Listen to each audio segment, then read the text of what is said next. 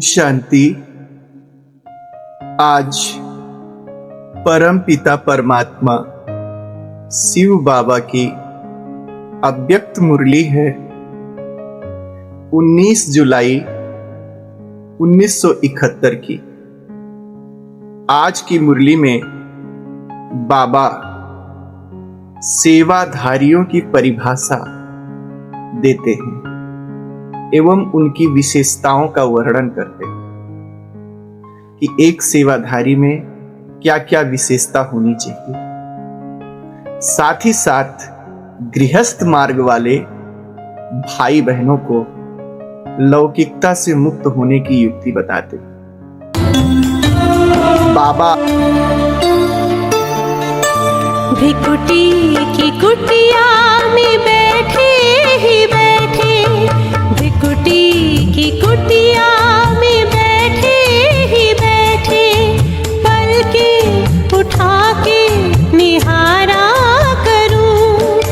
बाबा मेरे मन के मंदिर में तुमको, बाबा मेरे मन के मंदिर में तुमको बिठा के मिलन में मनाया करूं, मनाया करूं। भ्रिकुटी की कुटिया में बैठे ही बैठे।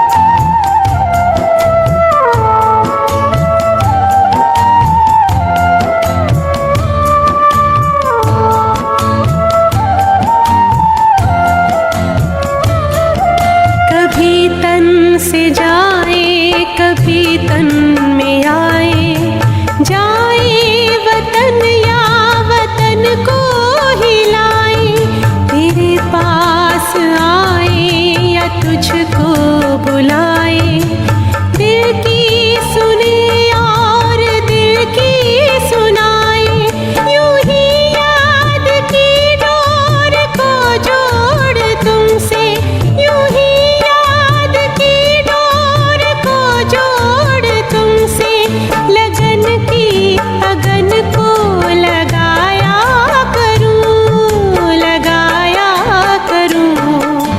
भिकुटी की कुटिया में बैठे ही बैठे। बाबा हमें जीवन जीने की कला सिखा रहे हैं।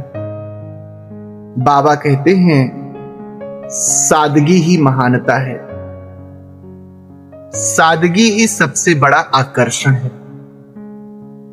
साधारणता ही अति महानता को स्पष्ट करती है।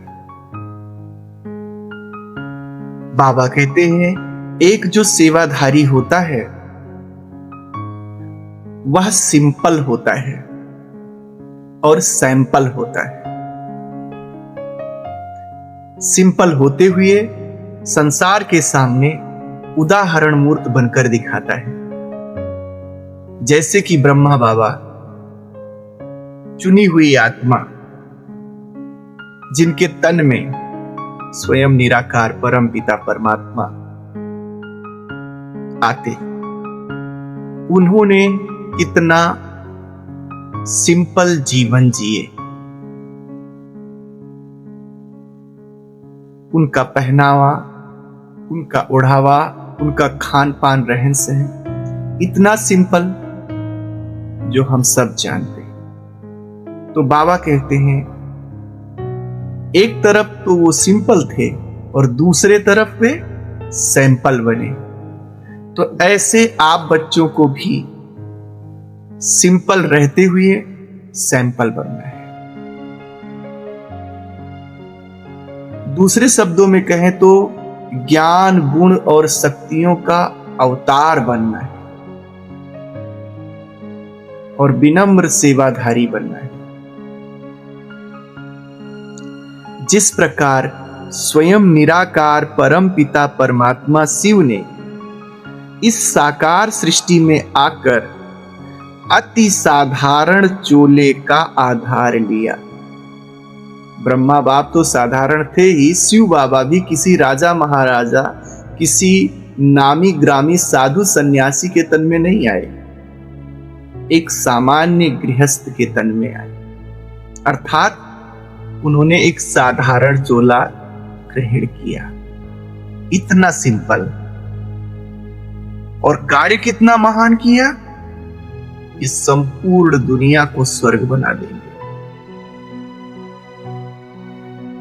तो बाबा कहते हैं कि साधारण चोले का आधार लिया और हम सबके सामने एक सैंपल बनकर दिखाया। वैसे ही हमें भी हर बात में केवल पहनावे ओढ़ावे में सिंपल नहीं बनना है। मन, वचन, कर्म, व्यवहार, हर बात में सिंपल बनना है और संसार के सामने चरित्र में, ज्ञान में, गुणों में, शक्तियों में सैंपल बनना है। बाबा जी गांधी जी का भी उदाहरण देते हैं कि कितना सिंपल जीवन उन्होंने जिया। एक धोती में अपने आधे जीवन को उन्होंने बिता दिया, लेकिन कार्य इतने महान किए कि आज भी उनके योगदान की सराहना होती है। तो इसलिए महानता कर्म में है, महानता सिंपल सिटी में है। बाबा कहते हैं, बहुत गहरी गहरी बातें बाबा बता रहे हैं। कहते हैं, यदि सिंपल नहीं बनते तो क्या बन जाते हो आप सब? फिर कहते हैं प्रॉब्लम बन जाते हो। यदि मन, वचन, कर्म में सिंपल नहीं हो तो प्रॉब्लम बन जाते हो। आपको पता भी नहीं चलता है, लेकिन आप समस्या बन जाते हो। मान लिया जाए कि आप मन से सिंपल नहीं हैं, मन में विचार कुछ और आ रहे हैं, बोल कुछ और हो रहे हैं, कर्म कुछ और हो रहे हैं। तो जब ऐसी अवस्था होगी तो क्या आप सबसे हंस के, खेल के, फुली एंजॉय कर पाओगे किसी के साथ? आप अलग थलग हमेशा रहा करोगे कि कहीं आपकी असलियत लोग समझ ना जाएं। तो क्या आप प्रॉब्लम नहीं हो गए संगठन के लिए? लोग सोचेंगे क्यों भाई अलग थलग? क्योंकि मन से आपके विचार ठीक नहीं है, सिंपल नहीं है, जटिल विचार हैं, व्यर्थ विचार चल रहे हैं, उलझे विचार चल रहे हैं, तो वाणी भी आपकी ठीक नहीं होगी, पक्का है। जब वाणी ठीक नहीं होगी, वाणी कुछ लोग कैसे बोलते हैं, आपकी वो निंदा करना चाहेंगे, लेकिन उसको वो बोलेंगे हम हंस रहे हैं। आपको वो सुझाव के लिए, सुधार के लिए सुझाव देना चाहेंगे कि ये कमी है, इसको सुधारो, लेकिन अगर रियल में सीधे सीधे बोल दें कि ये सुधार लो, तो शायद आपको पता चले। कभी कभी तो आपको निर्णय लेने में दिक्कत हो जाती है कि ये मेरे हंसी के लिए कह रहे थे या सुधारने के लिए कह रहे थे, आप जान ही नहीं पाओगे, तो प्रॉब्लम बन जाते। फिर रहन सहन में हम बाबा के बच्चे सेवाधारी हैं। जहां बिठाओ, जो खिलाओ, जैसे रखोगे रह लेंगे। आप बड़ी बहन हैं, आप जोनल इंचार्ज हैं, आप सेंटर इंचार्ज हैं, या जो भी कोई वादे हैं आपके, और अगर आप सिंपल नहीं हैं, कहीं कोई प्रोग्राम हो रहा है, वहां आपको रूम शेयर करना पड़ गया कि भाई 4 लोग इस रूम में रहेंगे, वॉशरूम शेयर करना पड़ गया, तो वहां आप नाराज हो सकेंगे। आप सिंपल नहीं है तो आप नाराज होंगे, मैं तो अकेले रहता था, मैं रूम नहीं शेयर कर सकूं, या आपको अगर करना पड़ा तो आप दोबारा नहीं जाएंगे वहां पे, या बाद में शिकायत करेंगे कि मेरे को ऐसे रखा गया, तो आप प्रॉब्लम हो गए ना। अब एक बार अगर आपने शिकायत की, तब जब दोबारा प्रोग्राम होगा, दोबारा आपको बुलाया जाएगा, तो वहां के भाई बहनों को आपको लेके अलग से एक प्रॉब्लम रहेगी कि देखो वो दीदी तब की नाराज हो गई थी ना, तो अब की बार उनके लिए रूम की व्यवस्था है नहीं है, ये है नहीं है, बाथरूम अलग है नहीं है, ऐसा रूम है नहीं है। दैट मीन्स आप वहां सेवा करने नहीं गए हो, बल्कि एक और समस्या बनकर गए हो, कहीं नाराज ना हो जाए, कहीं ये ना हो जाए। तो बाबा कहते हैं कि अगर आप सिंपल नहीं हो, अगर आप सरल हैं, तो सबके साथ रह लेंगे, सब हिसाब से चल लेंगे। अगर आप सरल नहीं हैं, रियल गोल्ड नहीं है, तो मोल्ड नहीं कर पाएंगे अपने आप को, और हर जगह प्रॉब्लम खड़ी करेंगे। बाबा यहां कहते हैं कि जो सिंपल व्यक्ति होता है ना, उससे वो सर्व का स्नेही होता है, उससे सब लोग प्रेम करते हैं, इसलिए कि भाई वो तो स्वभाव के बड़े अच्छे हैं, वो बहुत मधुर बोलते हैं, उनको जो बोलना होता है ना सीधा सपाट बोल देते हैं, वो घुमाते नहीं हैं बात को। तो सबका स्नेह मिलेगा आपको स्वभाव के वजह से आपके। अगर आप सिंपल हैं तो आपका सहयोग करने के लिए सब राजी होंगे, सबके अंदर ये भावना होगी कि उनका स्वभाव इतना अच्छा है, वो इतने सरल हैं, अगर कभी कोई सहयोग की जरूरत पड़ी तो कोई आपको ना नहीं करेगा। तो ये सिंपल होने के फायदे हैं। और एक तीसरा फायदा ये है कि अगर कोई दूसरा आपसे सहयोग लेना चाहेगा तो वो बेझिझक आपसे बोलेगा, ये नहीं सोचेगा कि पता नहीं क्या सोचे, अभी हम उनसे ऐसा कहें तो वो पता नहीं क्या बोल दें। अगर आप जटिल हैं तो लोग आपसे सहयोग लेने में, आपकी मदद लेने में कतराएंगे, संकोच करेंगे कि वो पता नहीं क्या सोचें, पता नहीं क्या बोले, आज सहयोग कर दें, कल कुछ कहे ना, फिर बोली ना मारे। तो इस प्रकार से आप सर्व के सहयोग का चांस खो देते हो अगर आप जटिल बनते हो। तो बाबा कहते हैं कि सेवाधारी को तो सदा सिंपल और सैंपल रहना चाहिए। अगर प्रॉब्लम बनते हो तो सेवा लेने वाले बन जाते हो। तब तो आप जिस प्रोग्राम में गए हो, जिस जगह पे गए हो, वहां सेवा देने नहीं गए हो, सेवा लेने वाले बन जाते हो। और नाम क्या है आपका? नाम कहलाते हो कि हम ईश्वरीय सेवाधारी हैं, रूहानी सेवाधारी हैं। तो फिर कैसे सेवाधारी हुए? सेवा लेने वाले हो या सेवा देने वाले हो? बाबा कहते हैं कि सेवा करने वाले बनो, न कि सेवा लेने वाले। दाता के बच्चे दाता, तो देने वाले बनो, न कि सेवा लेने वाले बनो।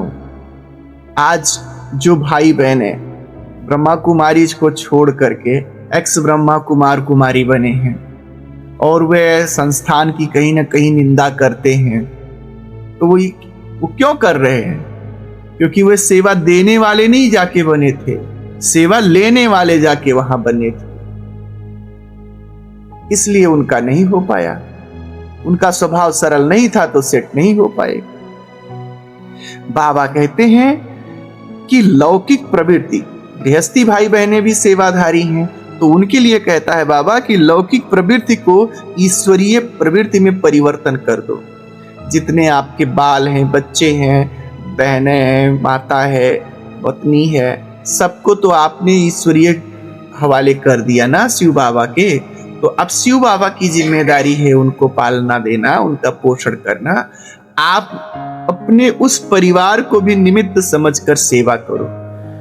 बाबा कहते हैं कि जो रौब वाला नहीं, सेवाधारी सदैव नम्र चित्त और निर्माण चित्त रहता है। अगर आप सेवाधारी हो तो रौब नहीं होना चाहिए, आपके अंदर निर्माण भावना होना चाहिए और नम्रता होनी चाहिए। सदैव अपने आप को सेवाधारी समझने से रौब नहीं रहेगा। जब मालिक समझते हो, रूलर समझते हो, अपने आप को शासक समझते हो, सीनियर समझते हो, तब रौब आ जाता है। सेवाधारी समझेंगे तो बाबा कहते हैं रोब नहीं आएगा। सेवाधारी सदैव ईश्वरीय रुहाब में रहता है, सबके प्रति रहम दिल होता है, तो ऐसे आपको रूहानियत में रहना है। बाबा कहते हैं सेवाधारी अपने घर को घर नहीं समझेगा, बल्कि वो घर को भी सेवा स्थान समझेगा। जैसे सेवा स्थान पे, सेंटर्स पे वो सेवा करता है, साफ सुथरा स्वच्छ रखता है, ऐसे वो अपने घर को भी बाबा का घर समझेगा, बाबा का ईश्वरीय सेवा स्थान समझेगा और सेवा समझकर घर की सारी जिम्मेदारियों का निर्वहन करेगा। उसके हर सेकंड, हर संकल्प, हर कर्म सेवा से सफल होंगे। ऐसे बाबा कहते हैं सेवाधारी का मुख्य गुण है त्याग। सेवाधारी त्यागी और तपस्वी मूर्त होता है। वह कभी भी सेवा को अपने से अलग नहीं समझेंगे। सेवा और वे स्वयं दोनों साथ साथ चलेंगे। बाबा सबके लिए कहता है कि इस शरीर को प्रभु की अमानत समझो। जब आप मर्जीवा बन गए, ब्रह्मा कुमार ब्रह्मा कुमारी बन गए, तो सब कुछ जब आपने बाप पे समर्पित कर दिया, तो अब ये शरीर भी क्या है? आपकी अमानत नहीं है, बाप की अमानत है। बाप की अमानत समझने से क्या फायदे होंगे? उसको बाबा कहते हैं अमानत समझने से रूहानियत रहती है कि मैं रूह हूं। अमानत समझने से ममत्व खत्म हो जाता है कि ये दूसरे की चीज है, मेरी नहीं है, तो लगाव नहीं रहेगा, शरीर को आकर्षण नहीं रहेगा। तो एक तो ममत्व खत्म हो जाएगा और दूसरा केयरिंग बढ़ जाती है। अगर आपका अपना कोई सामान है, खो जाए, टूट जाए, तो कहोगे कोई बात नहीं, मेरा था, टूट गया होगा।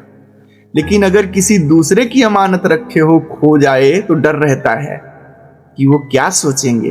वो कहेंगे हमारा सामान खो दिए, हमारा सामान तोड़ दिए, सुरक्षित नहीं रख पाए।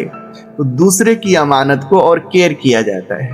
तो बाबा की अमानत समझने पर इस शरीर की हम केयरिंग और अच्छे से करेंगे। हाँ, जैसे ब्रह्मा बाबा कहता था कि ये शरीर क्या है? हुसैन का घोड़ा है, तो इसको तो बहुत अच्छे से सजाना है। इसलिए वृद्धावस्था में भी देखो बाबा हमेशा टीप टाप हमेशा रहता था। कभी भी दाढ़ी मूछ में ब्रह्मा बाबा को दाढ़ी में नहीं देखे। ऐसे हमेशा नीट एंड क्लीन। क्यों? क्योंकि वो हुसैन का घोड़ा है, उसमें तीनों लोगों का परमात्मा आता है, पति आता है, परमात्मा। तो उसका जो घोड़ा है, रथ है, कैसा होना चाहिए, इस प्रकार से वो शरीर की अपने केयर करते थे। तो बाबा कहते हैं कि आप अमानत समझो, तो ममत्व तो खत्म हो जाएगा और केयरिंग रहेगी। बाबा कहते हैं कि संगठन की शक्ति से माया पर घेराव डालो। अगर आप सभी एक दूसरे के सहयोगी हो, शुभ चिंतक हो, ये बड़ी बात है, एक दूसरे के सहयोगी हो, तो आदमी की बुद्धि बाहर जाएगी लौकिक में? नहीं जाएगी। क्योंकि जब यहां सहयोग नहीं मिलेगा तब लौकिक में जाएगी, इधर उधर बुद्धि जाएगी। यहां शुभ चिंतन नहीं रहेगा तब सोचा जाएगा हमारी मम्मी बहुत केयर करती, हमारे पापा बहुत केयर करते। तो इसलिए बाबा कहते हैं अगर आप लोग एक दूसरे के सहयोगी बनते हो, शुभ चिंतक बनते हो, तो माया की इतनी हिम्मत नहीं कि वह आपके पास आ सके। आपका किला मजबूत रहेगा, माया उसमें प्रवेश नहीं कर सकेगी। नहीं तो 2 दिन का तबीयत खराब हुआ, आप शुभ चिंतन और सहयोग नहीं दे पाए, तो आदमी सोचेगा इससे तो घर गृहस्थी अच्छा। माया उस आत्मा को लेके चली जाए। तो इसलिए बाबा कहते हैं अगर अपने आप संगठन के किले को मजबूत रखना है तो एक दूसरे के सहयोगी बनो और शुभ चिंतन। ठीक है। और आज सेवाधारी भी बहुत सुंदर बाबा ने कहा कि सेवा देने वाले हो, सेवा लेने वाले नहीं हो। किसी ने सेवा कर दिया तो थैंक है बाबा को, उसने किया नहीं है, बाबा ने संकल्प देके उससे कराया है आपकी सेवा। ऐसे समझो, बस बाबा को थैंक दो।